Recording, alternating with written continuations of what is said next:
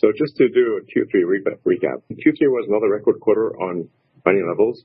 We had our industry-leading operating margin reach 17%, and our free cash flow surpassed $3 billion in Q3 and approached $9 billion in the past 12 months. As our factories ramp, we're looking forward to a record-breaking Q4. So it really, knock on wood, it looks like we'll have an epic end of year. So Q4 is looking extremely good. On the production ramp, Giga Berlin achieved another milestone of 2,000 cars made in a week with very good quality and is ramping rapidly. Giga Austin or Giga Texas should reach this milestone very soon. In fact, just yesterday, if you extrapolated yesterday's build rate, it would be our production of 4680 cells has tripled in Q3 compared to the previous quarter. We are finally gaining rapid traction on the 4680s, and its output is growing rapidly, and we expect it to start incorporating in cars and having it be a significant portion of our production here in Texas in the coming months. We also have our second generation of manufacturing equipment for 4680 cells in Texas, which continues to show great progress along with our original pilot line in Fremont. The Fremont factory team once again reached record production in Q3, and we intend to keep raising production in Fremont. Regarding Autopilot, at the end of September, we hosted our second AI Day and showed the first prototype of our Optimus robot, the latest updates on Dojo training computer, and a wide range of improvements of full self-driving software. Our vehicles have now driven nearly 60 miles in full self-driving beta mode, and this number continues to grow exponentially. Our goal with that AI Day was recruiting, and we've seen a massive influx of world-class artificial intelligence engineer and scientist resume. So it generated a tremendous amount of interest from some of the best AI researchers in the world. I can't emphasize the importance of this enough, because I think it finally has become clear to the smartest AI technologists in the world that Tesla is among the very best. So when you add all that up, Jack, 2023 is shaping up to be a year that I think is just going to be one of those years that goes into the history books for NexTech. One of those years that we look back in awe and we just say, wow, it just all came together after talking about it on your show endlessly, relentlessly, nonstop, putting out press releases. Look, there's a lot of hype out there. Yeah. But we back it up. We're not just talking. We actually deliver the results. You say it, but now I'm saying it. Yesterday we announced our Q3 numbers. We are delivering. And from my seat where I'm sitting, I believe we're going to continue to deliver the same type of results quarter after quarter. And, I don't see it stopping because the demand in the market is really just getting started. Like, we've been talking about this for a long time. So people might think like, oh, this has been going on for 12 months or 24 months or whatever. No, it's just not true. Not true. We've been talking about it. Yes. We've been waiting for the demand to show up. Yes. It just showed up. It's just showing up now. And so, it's starting to show up in our numbers. And that's a key piece for our investors to think about, is that, look, you're investing in the future. If you buy a stock, any stock today, you're not buying the past. You're buying the future. And from a future standpoint, the future of the 3D modeling business is much, much, much bigger than anything we've reported to date.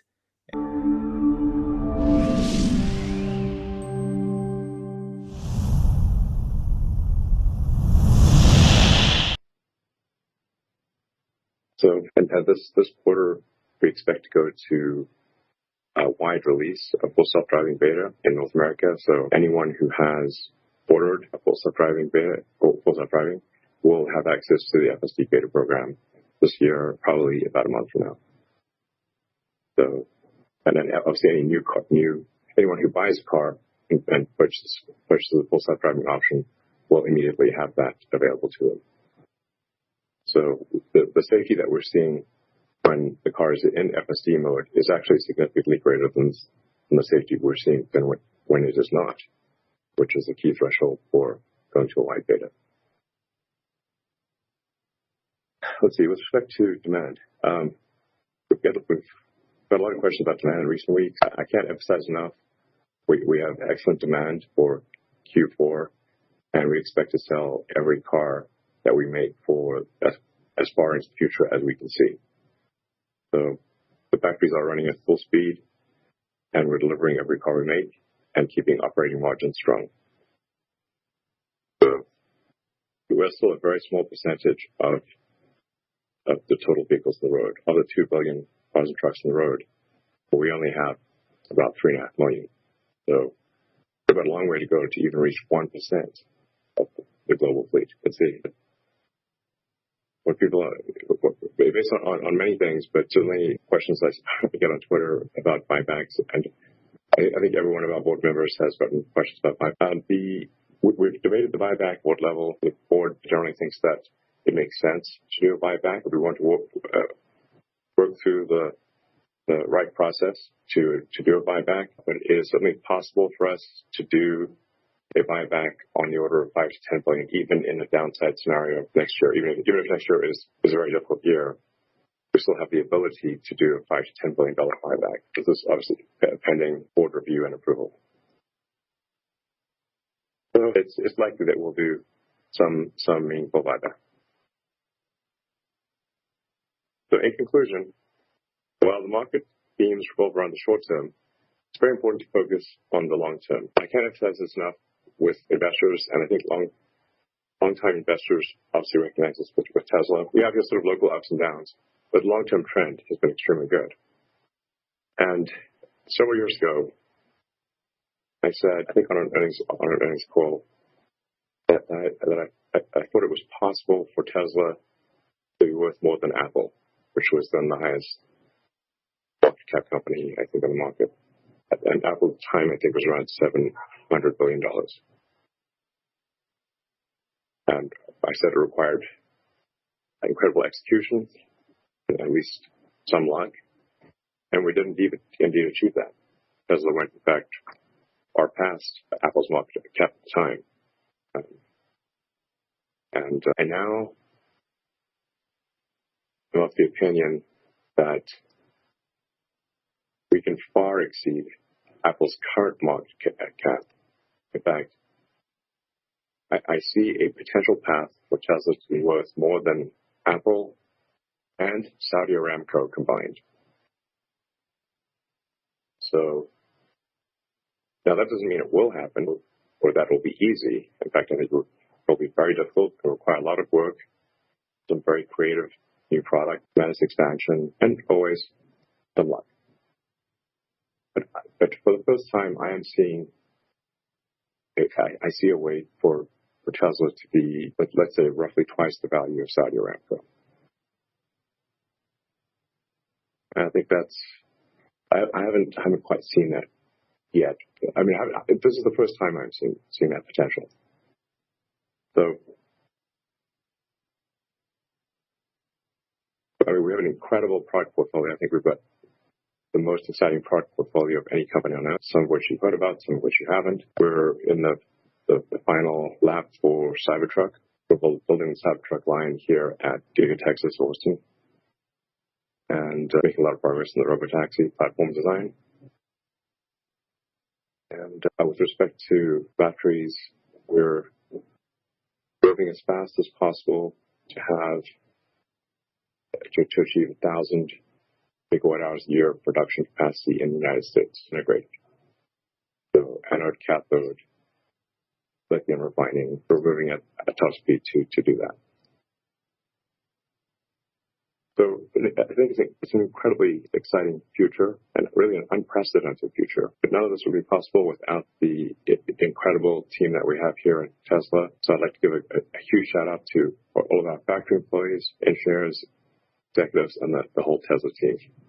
You guys rock. Can you click unmute? Oh, you hear me now? Yeah, we can hear you. Okay, sorry about that. Any update on full self-driving? I think you had said a couple quarters ago it would be available by the end of the year. Is that still possible? Would it still be like a level 4 or level 5 that you're talking about? And are there any sort of regulatory hurdles you'd have to think about? As I said earlier, we're expecting to release the full self-driving software to anyone who orders the package by the end of this year. It's a separate matter as to will it have regulatory approval. It won't have regulatory approval at that time, but the car will be able to take you from your home to your work, your friend's house, to the grocery store without you touching the wheel. So it's looking very good. And it would mean like level 4, level 5 kind of traditional definition you're talking about? Well, there's a debate. And Q3 is going to be the first quarter that we're going to be able to report the Amazon piece. And that is going to be, as mentioned earlier, a couple $100,000 in new revenue on top of the snowball that we've been building with existing, customers like Kohl's and CB2 and Napa. We're now doing an RFP for Napa, which is quite substantial. There's just a lot of the snowball happening. So Q3 is going to be when we announce the revenue. I think that's the trigger for the stock personally, where people will see a significant bump. It'll be significant. And I think that's going to accelerate in Q4, where we could see that revenue go up by 100 to 200% growth. I'm talking about the Amazon revenue. And then as we go into 2023, that Amazon revenue could go up another 300, 400, 500,000%. It's hard to predict because so here's the good news: is nobody's expecting it, and Nobody's nobody believes it. That's the better part. Nobody believes it right now, which is perfect because look, all the big moves in stocks are fueled by surprises. Yeah, it's the well, upside surprise. I think you're actually touching on why small cap stocks do have these parabolic runs. It's because nobody's expecting it. It's not like there's like a lot of analysts that are analyzing. Although, if you look at H.C. Wainwright, I did talk to Scott Buck. $3 American. Yeah. That's his. I just spoke to Scott the other day. He's super excited about what we're doing. He does have a research report out, and his research report shows like a 300% increase in our share price.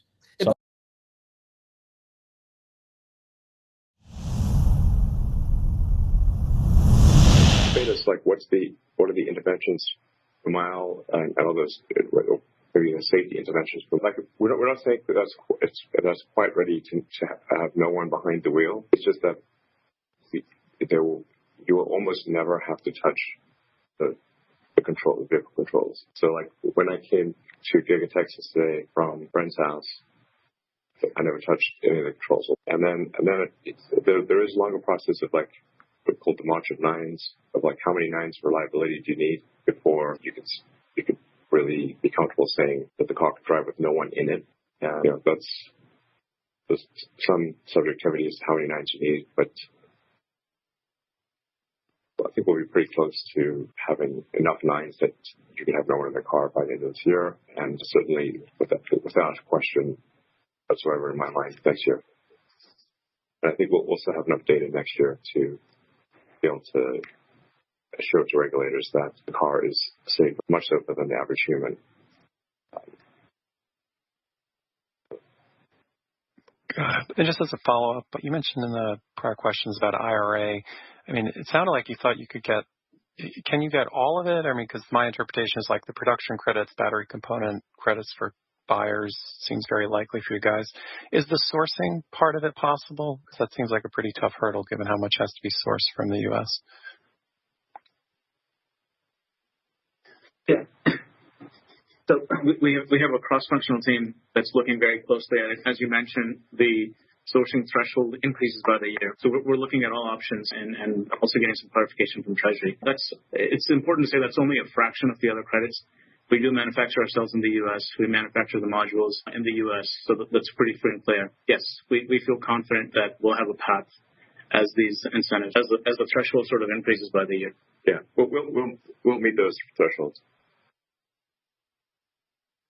Thank you. The next question comes from Colin Rush from Oppenheimer.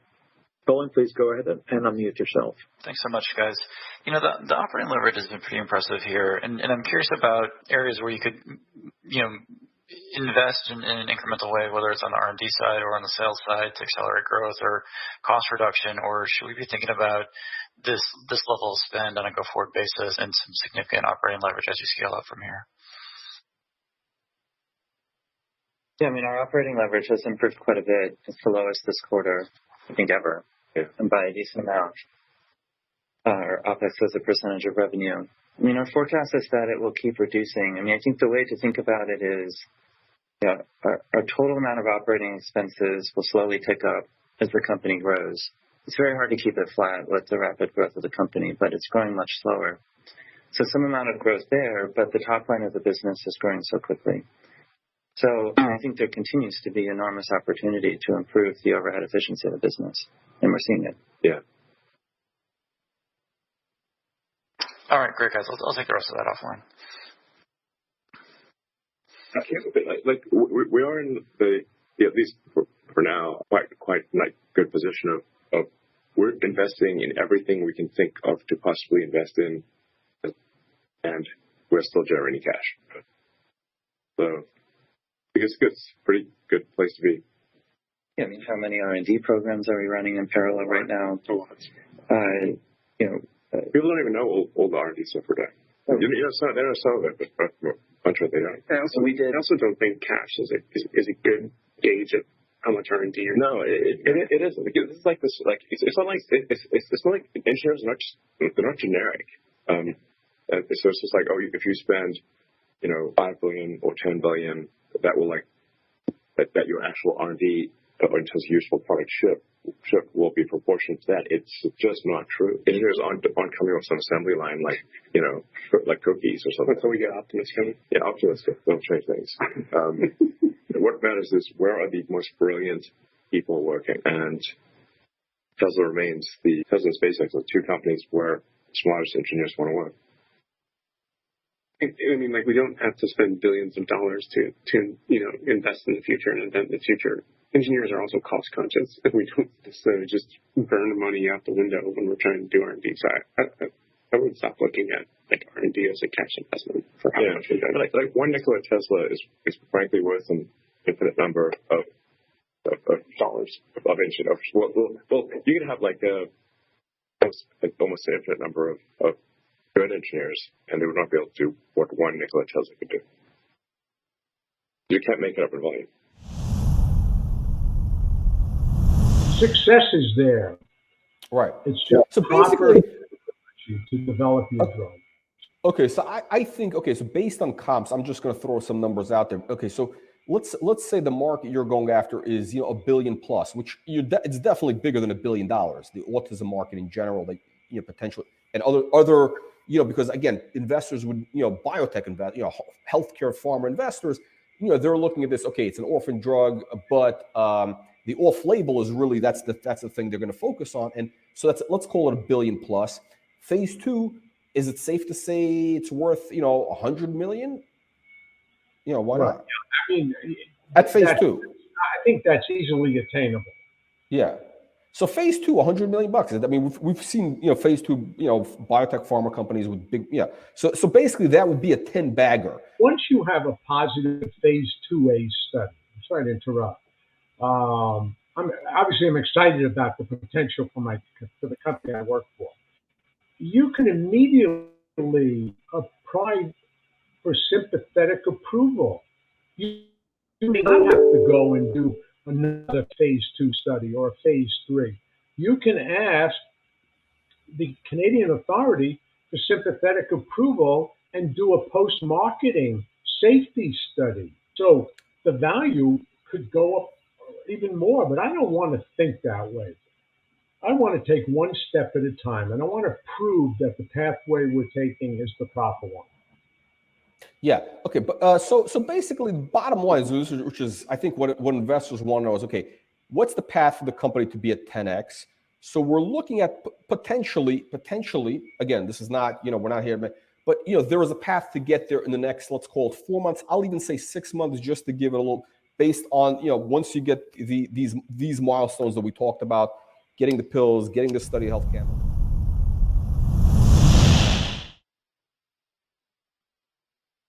Okay, thank you very much.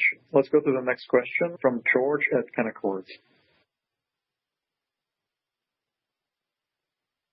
George, hi, good afternoon, and thanks for taking my question. I think it was at your annual shareholders event where Elon mentioned that the prices of many of the materials used in your production have started to come off the boil. If that continues, does that give you an opportunity to adjust prices globally after several increases? Thanks. Well, we're looking at the prices of our prices closely. I mean, obviously, anyone can just Google what the price of, the future price of copper or steels be. It's just like one Google search, and everyone can see that the commodities on a go-forward basis are on a dropping line. But vehicles, things like battery-grade lithium, are still crazy expensive. So we've got a mixture of things where prices are dropping and things where prices are increasing.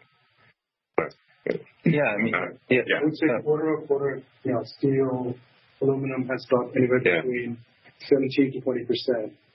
At the same time, on the iron side, the cost of shipping has come down tremendously. Yeah. Like last year, the cost of a container on the spot market from Shanghai got as high as $20,000. Wow. And now it's $3,500, $3,600. Yeah. Back to reality. Yeah. We're seeing deflation on a lot of commodities, with a few exceptions, as you mentioned, on batteries. There's more deflation than inflation. Definitely. And again, this is publicly available information. Anyone can just Google it. And I think Kathy would try to make this point over and over again to the Fed, and the Fed is not listening because they're looking out the rearview mirror instead of looking out the front windshield. Just add a little bit more context. So, commodity increases were the highest in Q3 that we've seen over the last 2 years. And so, when indexes change, it does take time before they flow through our financials. Yeah. There's latency. This is why I say the Fed's decisions make sense if you're looking out through the rearview mirror, but not if you look out the front windshield. And they should look out the front windshield. Yeah, and so at least of what we know so far, the peak on the commodity side in Q3, I say peak, hopefully it stays the peak. Hopefully it starts to come down. That there is a small amount of reduction that we're seeing going into our Q4 cost structure, from steel and aluminum primarily. But it's less than 10% of the total increases we've seen so far. So, we're optimistic here based upon what we're seeing on the indexes for some of our cost structure, that this will start to come in over time. But I just want to set expectations that there's not some windfall of cost reduction in this space coming in Q4. Maybe some as we go into next year. Yeah, and we'll probably see some cost reduction in 2023. I'd be surprised if we did not. And just as a follow-up, this is for Elon, with your pending acquisition of Twitter and your stakes in SpaceX and Neuralink and Tesla, how much would the combined companies benefit from operating under a single superstructure, if at all? It's not clear to me what the overlap is. It's not zero, but I think we're reaching. I'm not Warren Buffett. I'm not an investor. I am an engineer and manufacturing person and a technologist. So, I actually work and design and develop products.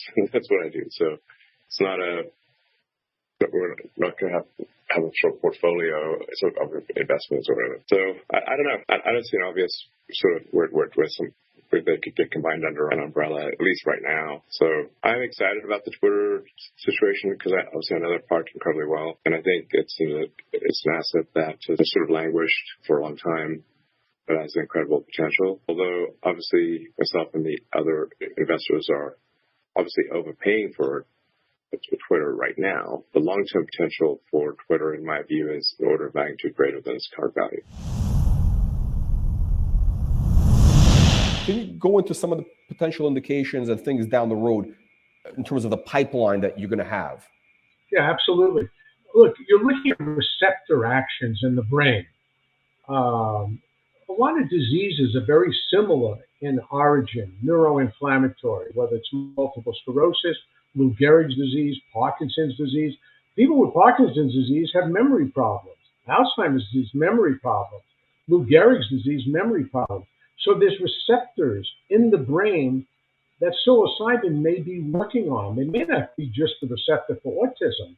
The same receptor may be involved in another neurologic disorder like Parkinson's disease. We have to find that out. So we're going to be doing some more basic experiments to look at other receptor actions in the brain. Those are being organized as we speak with our scientists in Italy.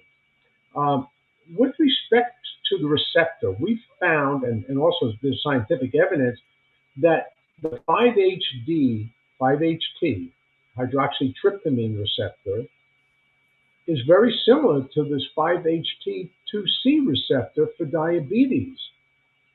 Why? Is psilocybin also increasing sensitivity of the body to insulin? We don't know that, and I'm very interested once we get beyond the Fragile X, get our drug approved, to do some research into diabetes, because the 5-HT1A receptor is very near the 5-HT2C receptor. So we have a lot to learn. And as Plato said, you never know the answer, you only approach the answer. I think we're going to approach many answers with our psychedelic program. We don't have just one drug. As I said earlier, we have arugination, baeocystin, and we're going to look at these other tryptamine derivatives in other disorders.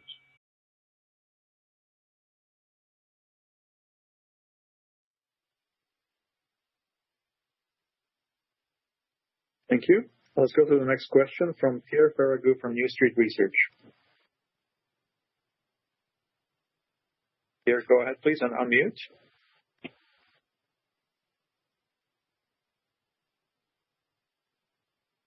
Yes, can you hear me, guys? Sorry, we can hear now. Great. I'd love to have another update on. So last time we talked about it, it was question about scaling out manufacturing, and there were still a few things to get right.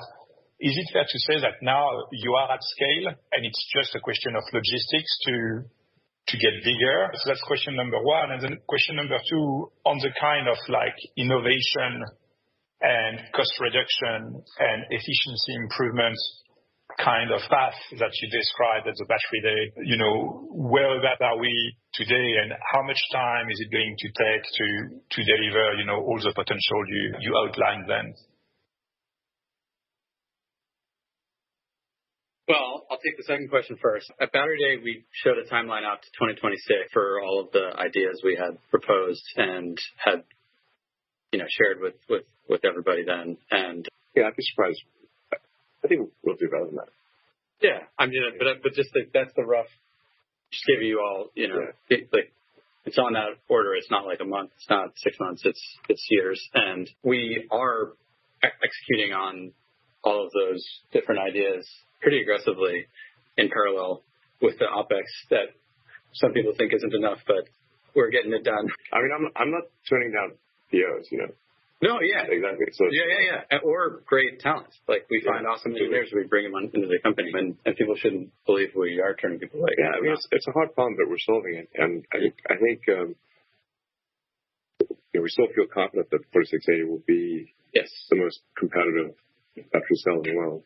And it's the whole system around it, right? It's not necessarily a specific form factor. It's the attention to detail on how to break costs out of the manufacturing process, how to remove processing steps. And all the way down, from the mine to the cell.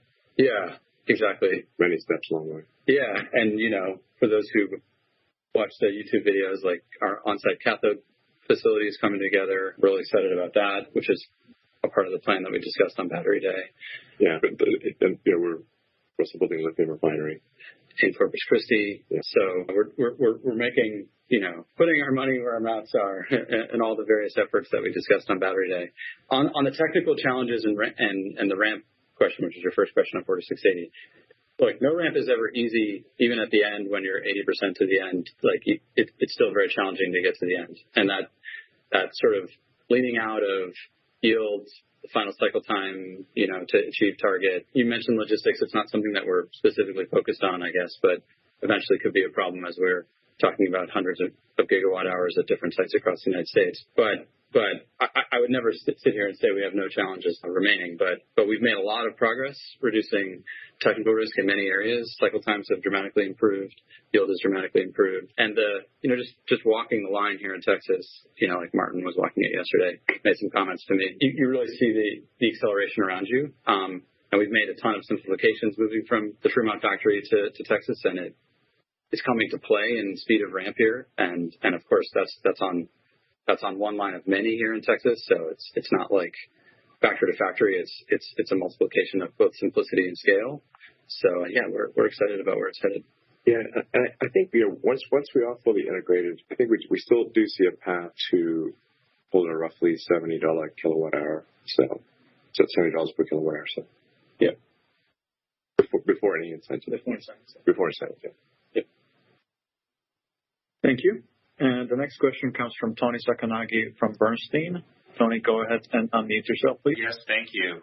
I just wanted to follow up on the 4680 cells and where we are seeing them deployed today. So are those in the semis that are being delivered on December 1st? Are we seeing them in Model Ys that are being produced out of Austin? And do you anticipate 4680 being a gating factor for Cybertruck ramp later this year? And how do you balance the need for 4680 across semi, Cybertruck, and potentially Model Y in 2023? And I have a follow-up, please. Wow. Okay. Well, a semi doesn't use 4680s. Yeah. Yes. Yeah. We are making Model Ys. Some of the Model Ys coming out of Giga Texas are 4680. And I think Drew, the car you drive around is 4680. Yep. Model Y. 10,000 miles. 10,000 miles. Yeah, it's pretty good. No problems yet. Yeah. Structural pack. Yes. So, and yeah, I mean, our output of 4680 is growing exponentially. So, but it's worth bearing in mind, like there are entire highly competitive companies that are very smart that all they do is make battery cells. This is simply one segment of Tesla. Yeah. So, yeah. So it's not a total walk and talk. No, there are challenges still ahead that we have not yet surpassed, no doubt. We don't anticipate this being any limiting factor for Cybertruck or anything else. Okay, thank you. And the last question comes from William Stein from Truist. Go ahead and unmute yourself, please. Great. Thanks for taking my question. I guess I'll go at one that I asked last time, Elon, which is your expectation for the likelihood of commercial success in each of the three major AI endeavors, FSD, sort of as imagined without a driver, the training computer, and of course, We'll achieve full self-driving, full autonomy. My probability of that occurring is 100%. And I think we're almost there. And then, of course, we got to prove it to regulators and get the regulatory approvals, which is outside of our control. But I mean, anyone who's driving full self-drive, has the full self-driving beta in the car, can see the rate of improvement. You just experience for yourself that we are in fact getting there. In fact, we almost are there. So anyway, probably achieving that 100%. The optimism of that being a successful product, I think, also extremely high. Because given enough time, 100%. Dojo, maybe more of a question mark around Dojo. Like, can we be competitive with NVIDIA GPUs even as NVIDIA continues to rapidly evolve their GPUs? So as the jury's out on Dojo. Dojo team thinks they can outperform NVIDIA for neural net training, but the jury's out, and we'll probably next year if that's true or not. But we think it's the architecture of Dojo has the right architecture to win. It depends on how well we execute within that architecture. Thank you very much. I think, unfortunately, it's all the time that we have today. So thank you so much for your great questions, and look forward to talking to you in about 3 months from now. Thank you, and have a good day. Thanks, everyone. Ready to build your wealth with penny stocks? Then get my new book, TenBagger Blueprint. It gives you a proven system for finding stocks which have potential to increase 10x and even 100x. It's the proven system that I've used over the last 25 years to help create over $1 trillion in shareholder wealth by introducing investors just like you to countless stocks that have increased 10x, 20x, 50x, and even 100x. Get the book, TenBagger Blueprint. It's on Amazon, only $15. It's going to change your life.